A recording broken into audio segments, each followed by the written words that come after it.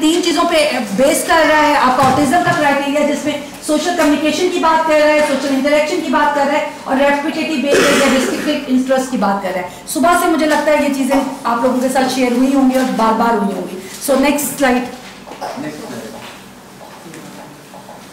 क्यों करने हैं ये रेड फ्लैग्स आइडेंटिफाई, क्या तकलीफ पड़ी है कि इस पे काम करना है? ये इसलिए करना है कि जब हम वक्त अपने आप को कहते हैं ना अपने हथियार को लेस कर लें तो जंग अच्छी लड़ सकती हैं। हमें क्या जरूरत है इतनी आर्मी पे पैसा लगाने की? हर वक्त हमें इंडिया थ्रेट करता है ना। इसी तरह जितने हम लेस होंगे, जितने हमें पता होगा, हम अपने बच्चे को वैसे ही फॉरन इंटरवेंशन देंगे। मेरे 3 बच्चे हैं, मैं तीनों बच्चों के लिए हर वक्त कॉन्शियस रहती हूँ। मैं बिफोर हैंड काम करती हूँ, प्रिवेंटिव मेजर्स पे काम करती हूँ, प्रिकॉशनरी पे नहीं करती। आई बिलीव ऑन प्रिवेंशन, बचा लिया जाए तो क्यों ना बचाया जाए अपने बच्चे को। अगर मुझे 1.5 साल की उम्र में पता चल रहा है कि मेरे बच्चे में रिग्रेशन है, क्यों ना मैं भागूं किसी एक्सपर्ट की तरफ। लेकिन मुझे पता ही नहीं है रिग्रेशन क्या होता है। पता नहीं जी, मैं तो किचन में काम करती थी, मुझे क्या पता, ये चुप हो जाता है, अल्लाह जाने क्या होता है। इसकी दादी रखती थी सारा दिन। 80% population speak like this, 80% of population speak like this. They do not even damn care आपके बच्चे ने पहली दफा क्या बोला था, कोई साउंड तो निकाला होगा। मर जाते हैं, पूछते नहीं जी मुझे, इसके अब्बू से पूछ लीजिए। अब्बा जान तो 8 से लेके 10 बजे तक आपकी फाइनेंशियल लायबिलिटीज पूरी कर रहे थे, उनको क्या पता कब बोला था? आप थी जी। मैं क्या करती, मेरी नंद बड़ी बदतमीज है, कोई काम नहीं करती, सारा घर में संभालती हूँ। इस किस्म के मेंटल एस्पेक्ट के साथ आपके पास सारे के सारे लोग आते हैं। उनको डील करने के लिए हमें जरूरी है कि हम भी अवेयर हों एज अ प्रोफेशनल, और ऐसे ही हमारे पेरेंट्स, क्योंकि हर प्रोफेशनल एक पेरेंट होगा, ठीक है, और हर पेरेंट को अवेयर होना चाहिए अपने इशू के लिए।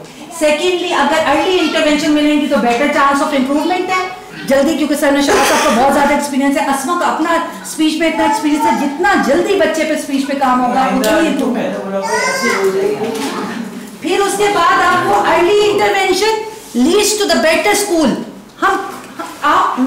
हम सब क्यों जिंदा है? इन बच्चों को अगले मुकाम पर ले जाने के लिए। एक माँ अगर बोल रही है तो वो ये चाहेगी कि उसका बच्चा, चाहे वो दोनों टांगों से माजूर हो, नाबीना हो, वो एबल्ड इंडिविजुअल कहलाए, पूरी जिंदगी लगा देगी। मेरे पास 22 साल का ऑटिस्टिक बच्चा आता है और वो बच्चा क्योंकि साइकोटिक फीचर्स अब उसमें ज्यादा हो गए हैं, बचपन में काम नहीं हुआ, उसकी माँ मुझे कहती है ये फ्लश में नहीं यूरिन पास करता, ये हाथ सिंक में करता है, और मैं धोती हूँ और वो आंसुओं के साथ मुझे रो रही है कि हम सब कुछ करें, किसी तरह कुछ करें। 20 साल उस पर कोई इंटरवेंशन नहीं दी गई, कुछ नहीं किया गया। पर एक माँ की तकलीफ सुने कि वो 20 साल कहती है मुझे किसी ने सुना ही नहीं, मैं कह के मर गई, आज मैं अकेली हो गई हूँ तो मैं अपना बच्चा लेके निकल आई। Yes, I want to work on my child, ठीक है। इसके अलावा ये कि डेफिनेटली जितना ज्यादा आप जल्दी काम करेंगे उतना ही आपका कम पैसा जाया होगा। सबसे ज्यादा ये मॉनेटरी कॉस्ट हम सब प्रोफेशनल्स बड़े हाईली एक्सपेंसिव है। एक ऑटिस्टिक बच्चे को सिर्फ एक साइकोलॉजिस्ट नहीं चाहिए, स्पीच थेरेपिस्ट नहीं चाहिए, फिजियोथेरेपिस्ट नहीं चाहिए, ओटी स्पेशलिस्ट नहीं चाहिए, उसको एक स्पेशल एजुकेटर भी चाहिए। 5 रिजाइन मिलते हैं तो एक ऑटिस्टिक बच्चे पे काम होता है। 5 थेरेपिस्ट का मतलब मिनिमम चार्जेस भी कोई ले रहा हो ना तो वो 800 से 1000 लेता है। कहाँ से देगा पर डे पेरेंट? मेरे पास पेरेंट्स आके कहते हैं आप कर दें, मैं कहती हूँ खुदा के लिए जेबें खाली करनी है, जाओ यहाँ से। मैं तुम्हें एम्पावर करने की बात कर रही हूँ, मेरे से चीजें ले जाओ और घर जाके करो, इजी वे में करो। मैं तुम्हें सब सिखाती हूँ। I do not believe in this thing कि हाँ 20-20 साल उन बच्चों को अपने अदारों में बैठाए रखें, काम करें। सर नौशाद की आप सक्सेस स्टोरी सुने ना, अस्मा की सक्सेस स्टोरी सुने ना, इंक्लूजन क्यों रखा ना, इनको यहां से शिफ्ट कर दें एक नॉर्मल लाइफ में, आम बच्चों की तरह ये आगे बढ़ना शुरू कर दें। हर बच्चे ने क्या मैट्रिक में 1100 नंबर ही लेने थे जैसे इस दफा काफियों ने ले लिए, क्या सबका यही टारगेट है? यार अगर वो 300 भी ले रहा है वो स्कूल तो जा रहा है, वो social bonding, relationship building, emotion sharing, अपनी नॉर्मल ग्रोथ तो कर रहा है। इसी पे फोकस करो। I believe on this phenomena कि हमें एक नया रिजाइम बिल्ड करना है। इन बच्चों को पर्पस बिल्ड लाइफ दीजिए, इनका हर चीज पे हक है, खाने से लेके पहनने से लेके जिंदगी की हर खुशी पे हक है। Next please. क्या इसको मैं जरूर एड्रेस करूंगी क्योंकि ये बहुत ज्यादा हमारे यहाँ अनएथिकली किया जाता है। इनकी स्क्रीनिंग कौन करता है? Clinical psychologist is the person who is responsible for diagnosing autism, ठीक है।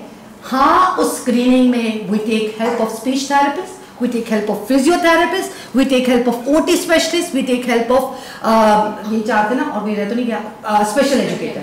अगर हमें लगता है कि यहाँ पर कोई हेल्प चाहिए तो वी कंबाइन, ये एक ऐसा वो बनता है प्लेटफॉर्म। लेकिन basically it is the domain of a speech therapist. कौन से टेस्ट हैं जो बेसिकली आपको ऑटिज्म को स्क्रीन करने के लिए यूज करने हैं? याद रखिए दुनिया में बहुत कुछ है। लोगों ने, क्योंकि हमारे यहाँ बहुत स्पीकर्स इंटरनेशनल भी थे और नेशनल भी थे, लोगों ने बहुत चीजें बताई होंगी। पाकिस्तान में जो यूज होता है reliably, that is card. Cards के 3 फॉर्मेट है। We use for the patient, we use for the parent and we use for the special educator, जो बताता है कि वो कहाँ लाया करता है। 3 जगह पे फॉर्मेट पे हम सारी हिस्ट्री लेते हैं, कंबाइन करते हैं, कलेक्ट करते हैं एज अ क्लिनिकल साइकोलॉजिस्ट, अपनी ऑब्जर्वेशन एवेल्युएशन स्किल्स को यूज करते हैं और फिर एक रिपोर्ट एक्सक्लूसिव किस्म की, कॉम्प्रिहेंसिव किस्म की, हर एरिया को डिस्क्राइब करते हुए उस बच्चे के लिए बनाते हैं। ये इंटेलेक्चुअल प्रॉपर्टी होती है पेरेंट्स की। जो पेरेंट्स यहाँ बैठे हैं वो अपने आप को एजुकेट कीजिए कि ये आपकी इंटेलेक्चुअल प्रॉपर्टी है। अगर कोई बंदा उसकी रिपोर्ट एक सफे पे लिख के दे देता है कि ऑटिज्म है, 0.5 है, पॉइंट इतना है, सवेयर है, नहीं है, वो गलत है, वो इलीगल है। भाई वो कैसे इतना अनएथिकल काम कर सकता है? कंप्लीट किस्म की रिपोर्ट जिसके अंदर एक एक चीज आपका एक एक एरिया कवर हो, वो मौजूद होनी चाहिए। सेकेंडली जो अच्छे वाले टेस्ट है वो ये 3 ही है। एमचैट है, कार्ड्स2 है, एडोस। एडोस पूरे पाकिस्तान में 0.1% सर, आई थिंक मेरा ख्याल है Jawahar Alvi is using and doctor Aiza Abid from Islamabad. These 2 persons are trained because ADOS cannot be used by purchasing only. It needs to be get trained. क्योंकि मेरा बड़ा इंटरेस्ट था तो उन्होंने कहा आपको बाहर आना पड़ेगा, You cannot take it like this, ठीक है। फिर उसके बाद आ जाता है क्या चाहिए, कौन क्या काम करेगा। क्लिनिकल साइकोलॉजिस्ट एक पूरा IEP बनाता है। उस IEP में स्पीच थेरेपिस्ट अपने एरियाज को एबलजार या वीपी मैप कुछ भी यूज करते हुए आइडेंटिफाई करता है, ठीक है। इसी तरह जो आपका फिजियोथेरेपिस्ट है वो फिजियोथेरेपिस्ट पे काम करेगा, ठीक है, फिजियो पे काम करेगा। और जो ऑक्यूपेशनल है, या टाइम ओवर हो गया, आप लोगों ने भागना है तो मैं छोटा कर देती हूँ। अगले बच्चे मिल गई इजाजत, ठीक है। Evaluation and assessment leads to the IEP development. IEPs are most important. अगर कोई अदारा ये कहता है कि हम IEPs नहीं बनाते या हमारे IEPs यहाँ बने हुए हैं, छोड़ दे वो अदारा, फ्रॉड है वो। Make your child IEPs. Train yourself. IEP होता क्या है? चलिए अगले पे IEP पे पहुंचे। अच्छा, सबसे पहले ये वाली चीज भी आप याद रखें एज अ प्रोफेशनल। जब एक पेरेंट को पता चलता है ना मेरे बच्चे को ऑटिज्म हो गया है, तो वो इन 5 स्टेजेस से गुजरता है। उससे पहले लगता है यार ये नहीं हो सकता, कोई ना कोई, वो बचपन में किसी ने बदवा दी थी, वो लग गई है। अब्बा जी नाराज रहते थे, नाराज ही अल्लाह से चले गए, इसीलिए मेरा बच्चा ही हो गया। डिसबिलीफ, घंटों रोना। मेरे पास 10-10 साल हो गए हैं यू फोन पे, अब सबको यकीन है ये ठीक नहीं होगा, पढ़ी लिखी PhD डॉक्टर्स हैं, मैं क्या करूँ आपका। अब हम मैं समझ रही हूँ इस डिसबिलीफ से उनको निकालना एज अ प्रोफेशनल आपका काम है। फिर जब ये डिसबिलीफ खत्म होता तो डर, उफ लोग कहेंगे इसका बच्चा पागल है, उफ इसकी शादी नहीं होगी, बेटी अपनी जिंदगी कैसे संभालेगी, बेटी अपने काम कैसे करेगी, लड़के को कौन संभालेगा, मैं मर गया, मेरी यहाँ खत्म होगी तो कौन देखेगा इन बच्चों को। सबसे पहले ये वाला फेयर पेरेंट्स में रहता है। एंगर, जब फेयर आता है तो फिर अल्लाह पे भी एंगर, अपने पे भी एंगर, माँ बाप पे भी एंगर, उस औलाद पे भी एंगर। मुझे क्यों पकड़ा अल्लाह ने, वो मेरा भाई तो इतना शराबी है, उसको तो कुछ हुआ नहीं, उसके बच्चे चलाने मारे, और मैं 5 वक्त नमाज पढ़ने जाता था, मेरे पास पेरेंट्स आके कहते हैं हमने सजदा करना छोड़ दिया। इसमें तौबा नहीं है बेटा, वो अफसोस है उनके अंदर का। समझो तो सही उनका दुख क्या है, उस दुख को अंडरस्टैंड करो। एज अ थेरेपिस्ट आपने उसको उससे निकालना है। ये की गोल्स आपके हैं कि मैंने उसके इस चीज पे काम करना है। Next is grief. जब आपका एंकर भी दब जाता है ना, फिर आप गमगीन हो जाती हैं, फिर ना आप बच्चे को थेरेपिस्ट के पास लेके जाती हैं और ना कहीं आप घर में पड़े रहते हैं, कई दिनों तक अपनी जॉब और अपनी लाइफ को मेंटेन नहीं कर पा रहे होते। एंड देन कंफ्यूजन, जाओ कहाँ। मुझे डॉक्टर्स अप्रोच करते हैं, मेडिकल डॉक्टर्स हैं, लंग स्पेशलिस्ट, मैडम कुछ समझ नहीं आती, साइकेट्रिस्ट के पास ले गए थे, वो कहते हैं फलां के न्यूरोसर्जन, इतनी रिपोर्ट्स लेके आएंगे। They are confuse, they are not able to understand कि कौन बंदा है इस काम के लिए।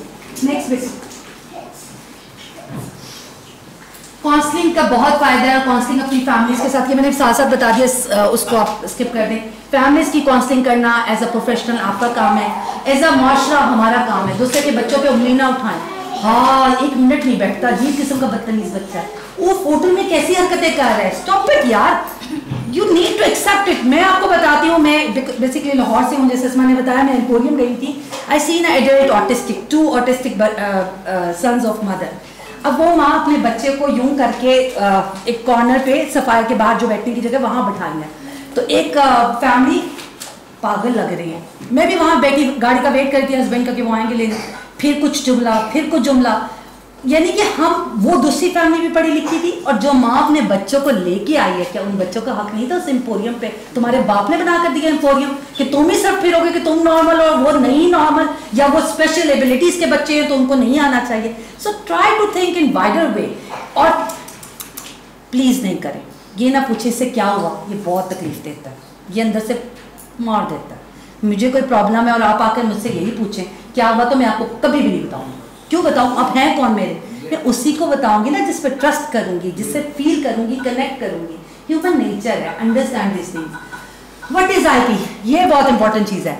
इंडिविजुअलाइज्ड एजुकेशन प्लान या प्रोग्राम के नाम से जाने वाली ये डॉक्यूमेंट बेसिकली इंश्योर करता है कि बच्चे पर किस तरह काम करना है। It gives you the exact कि आपने कहां से स्टार्ट करना है और अपने बच्चे का हाथ पकड़ के कहां ले जाना है।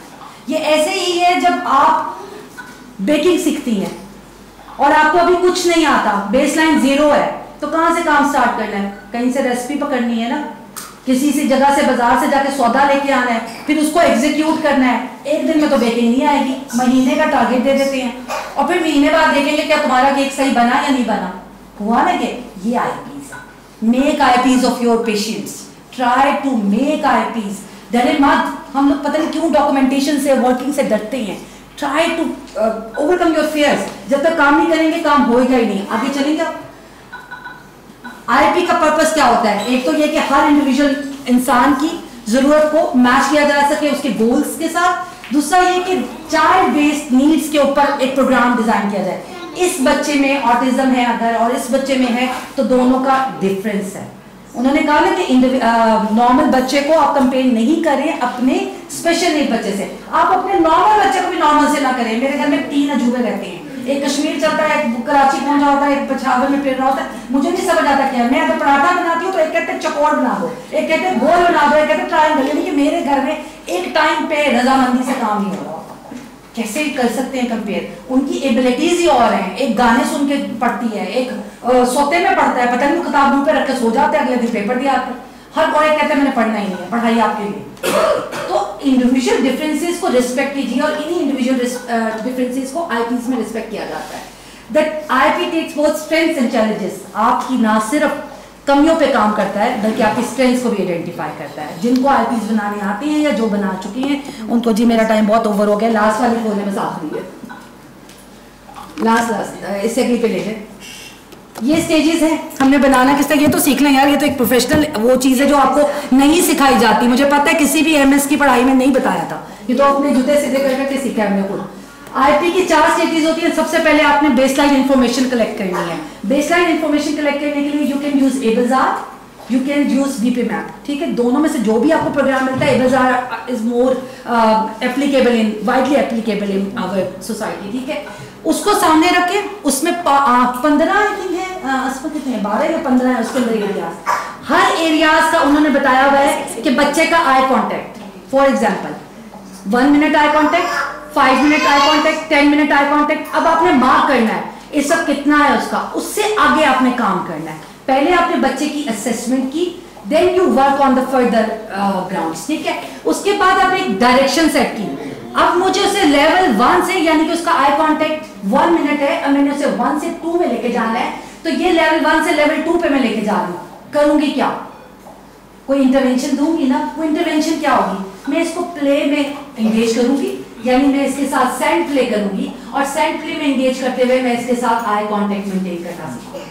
So I am giving my strategy, I am giving my time tenure, I am giving you the method of dealing it, और मैं साथ बता रही हूँ कि वो लेवल 1 से लेवल 2 में 1 महीने में पहुंच जाएगा। So this is the IP। या लास्ट चीज जो होती है इसमें वो रिव्यू होता है कि आप इसको रिव्यू करें कि क्या वाकई ये हुआ। नहीं जी सैंड प्ले से वो नहीं कर रहा, इसका मतलब है कुछ और, चले भाई मिरर के आगे बैठाती हैं, ठीक है। आपके पास इतनी ज्यादा चीजें होनी चाहिए, आप इतने इक्विप्ड हो कि ये चीज नहीं चलती तो ये चीज, सिर्फ ए बी ए सब कुछ नहीं है। अपने जहनों से, अपने मैं लगा दीजिए जो क्लिनिकल साइकोलॉजिस्ट है, behaviour modification techniques, actually they work. AB is one of them. AB is only one of them. There are a lot of things you can do. Sensory play, integration play therapy, sand play therapy, music therapy. You can do anything to engage your child. आखिरी art therapy is. आगे अच्छा, ये वही वाली बात मैंने आगे कर दी, आगे कर दें इसको. ये मैंने एक सैंपल अपना शेयर किया है. जैसे मैंने इंस्ट्रक्शन फॉर, बेशक पिक्चर ले लीजिए. देखिए, अच्छा काम करें, लीगल काम करें, इलीगल काम, गंदा काम ना करें. आपकी वजह से सोसाइटी में हम सबका नाम खराब होता है. जब कोई आके पेरेंट कहते हैं पिछले 5 साल से जा रहा था इस साइकेट्रिस्ट या साइकोलॉजिस्ट के पास, तो दुख होता है. ये क्या कर रहा था? मेरे पास एक बच्चा आया, उसकी मदर ने कहा मैंने 25,000 यहाँ पे किए हैं फैसलाबाद में इसकी रिपोर्ट के लिए. एक सफ़ा भी नहीं था उसके पास, एक सफ़ा भी नहीं था रिपोर्ट के नाम पे. मैंने कहा मैं क्या करूँ, मैंने तो फिर असेसमेंट करनी है और फिर तुम्हें तकलीफ होगी जब मैं चार्ज करूँ. तो प्लीज अपने आप को लीगल काम कराइए. सबसे पहले टारगेट एरिया आइडेंटिफाई हो गया. जैसे इसमें मैंने सिर्फ एक एक्शन बताया, इसमें बहुत बड़ी लिस्ट आती है. इंस्ट्रक्शन फॉलोइंग में सिंगल वर्ड इंस्ट्रक्शन पे हम काम कर रहे हैं. ठीक है, जैसे स्टैंड, सिट, गिव. ठीक है, ये एक सिंगल वर्ड है. अभी मैंने चेक किया बच्चे का बेस लेवल 1 है. एबल्स आर के थ्रू मैंने ये चेक किया है. मैंने उसको स्ट्रैटेजी क्या दी, giving single word command with physical and verbal prompt through ABA method. कोई कंफ्यूजन छोड़ी. अगर मैं नहीं काम कर रही, मेरी टीम के बिहेवियर थेरेपिस्ट काम कर रहे हैं जो क्वालिफाइड MS क्लिनिकल साइकोलॉजी नहीं है, स्टूडेंट्स हैं, इंटर्नी है, क्या वो काम कर सकेंगे? क्योंकि उनको मैं तरीका पूरा दे रही हूँ, तो they can work on it. अगर आप घर में भी किसी को हायर कर लेते हैं तो they can work on it. Success criteria क्या लिख दिया मैंने, एटलीस्ट 5 दफा जब वो एक सक्सेशन में इस कमांड फॉलोइंग कर लेगा तो सक्सेस ही सक्सेस है. उसके बाद हम आगे बढ़ जाएंगे. टाइम टेन्योर भी मैंने दे दिया, एटलीस्ट 1 मंथ लगेगा. और फिर मैंने 1 महीने बाद बैठ के अपने आप को रिव्यू किया. Try to work in this way. ये आखिरी थी, है ना? उसके बाद थैंक यू होगा, है? चलो, थैंक यू.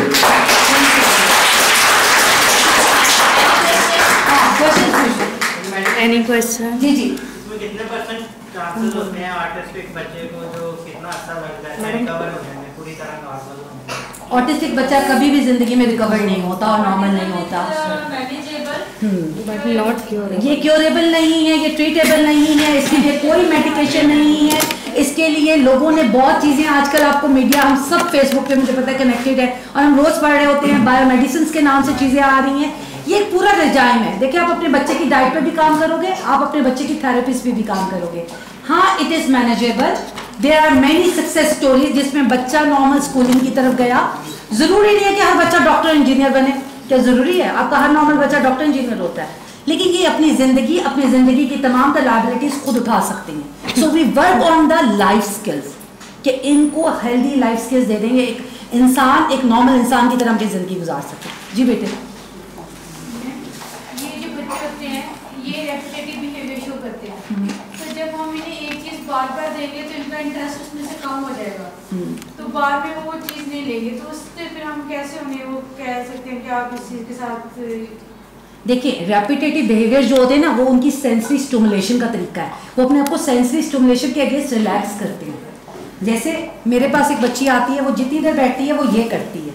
मुझे क्या तकलीफ है कि मैं उसकी टांग रोक दूं? जैसे ही मैं उसकी टांग रोकती हूँ उसकी जबान भी रुक जाती है, क्योंकि वो ये रेपिटेटिव बिहेवियर इसलिए करती है कि वो बोल सके मेरे साथ. वो बुक रीडिंग पे आ गई है, वो स्टोरीज पढ़ती है मेरे साथ बैठकर.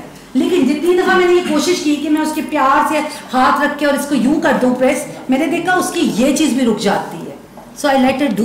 What's wrong? Basically repetitive behaviours mean of relaxation है उनके लिए. अनटिल एंड अनलेस वो रेपिटेटिव बिहेवियर्स प्रॉब्लम क्रिएटिंग है. जैसे वो स्क्रैच करी जा रहे हैं किसी चीज को, तो वो जैसे बच्चे होते हैं वो टिक टिक करने लग जाते हैं. हाँ. कुछ भी मसलन के ठीक है, बार बार करने लग जाते हैं, तो उनका इंटरेस्ट कुछ देर बाद के लिए, for example half an hour या 1 आवर के लिए वो चीज़ के साथ खेलेंगे, फिर उसके बाद उसका इंटरेस्ट कम हो जाएगा उसके साथ. तो दोबारा वो चीज़ लेने के लिए तैयार नहीं होंगे. अब उसका इंटरेस्ट चेंज करना चाहिए हमें. देखिए, अटेंशन का इनका इशू होता है, फोकस का इशू होता है. उसको डील करने के लिए आपको एक ही चीज़ के लिए मल्टीपल मीन्स